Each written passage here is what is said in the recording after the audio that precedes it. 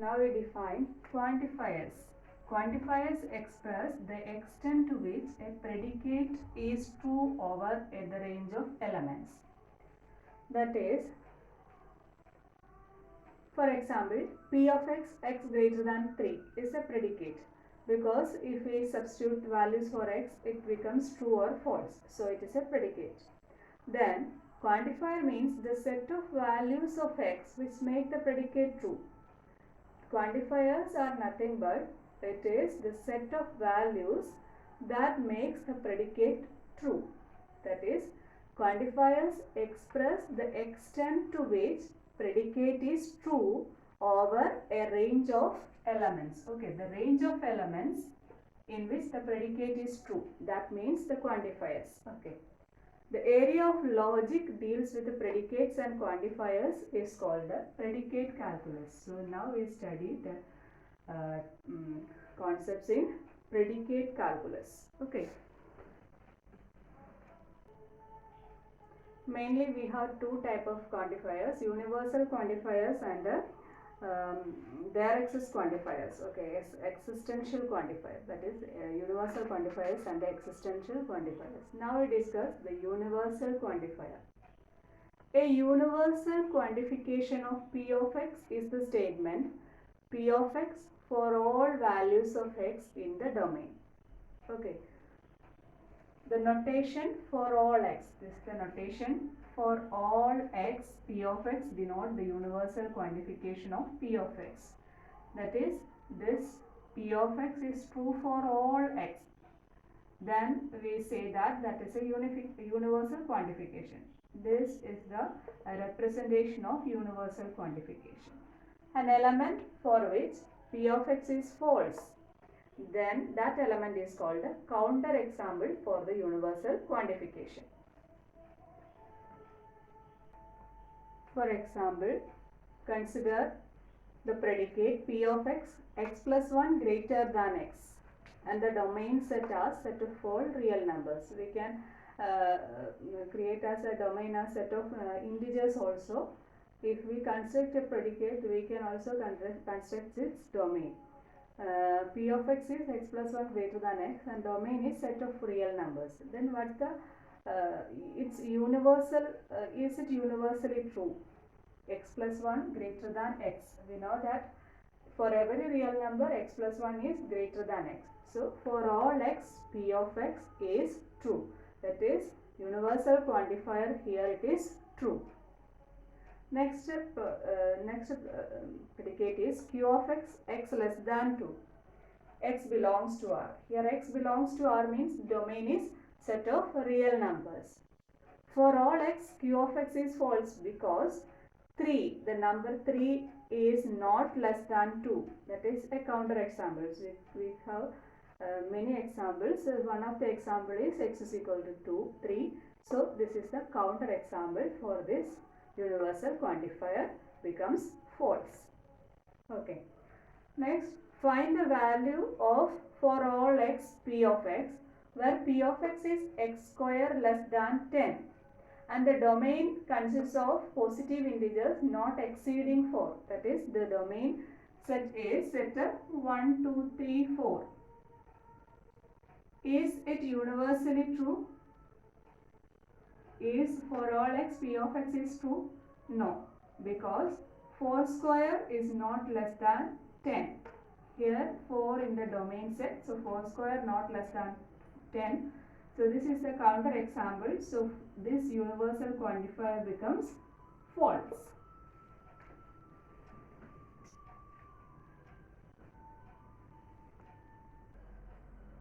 Another example. What is the truth value of for all x, x square greater than or equal to x? Okay. Here the universal quantifier is for all x, x square greater than or equal to x. First problem, if the domain consists of all real numbers, the domain consists of all real numbers, then this universal quantifier is true or false. For all that we give a counter example, if x is equal to 1 by 2, 1 by 2 square is equal to 1 by 4 equals 0.25. That is not greater than or equal to 0.5. Here x is 1 by 2, that is 0.5. So x square is 0.25. That 0.25 is not greater than or equal to 0.5. So that is a counter example. So this universal quantifier is false for the domain set of all real numbers. Next question, if the domain consists of all integers, here we change the domain as set of all integers. Is it true? X square greater than or equal to x. Definitely for all integers, x square is greater than or equal to x. So in the domain set of all integers, this universal quantifier is true. Now we define existential quantifier. Existential quantifier is denoted like this. There exists, read it as there exists x p of x. There exists an element x in the domain such that p of x. That is, the predicate is true for only there exists. That means there exists a particular number that makes it true. Then the existential quantifier becomes true. For example, there exists p of x. There exists x p of x, where p of x greater than 3. Is this existential quantifier is true in the domain set of all real numbers? Here the domain is set of all real numbers. So without domain, there exists p of x has no meaning. So in the domain, what about the p of x that we search? Okay. If x is equal to 5, then definitely that p of x is greater than p of x greater than 3 is true. When x is equal to 5, p of x is true, or the existential quantifier is true. Existential quantifier is true. For any value it is true, then that quantifier is true. Next example, there exists x q of x such that q of x is x is equal to x plus 1. X is equal to x plus 1. And the domain is set of all real numbers. Here we couldn't find a number such that that number equal to that number plus 1. So this existential quantifier becomes false. We couldn't find any number such that x is equal to x plus 1. Okay.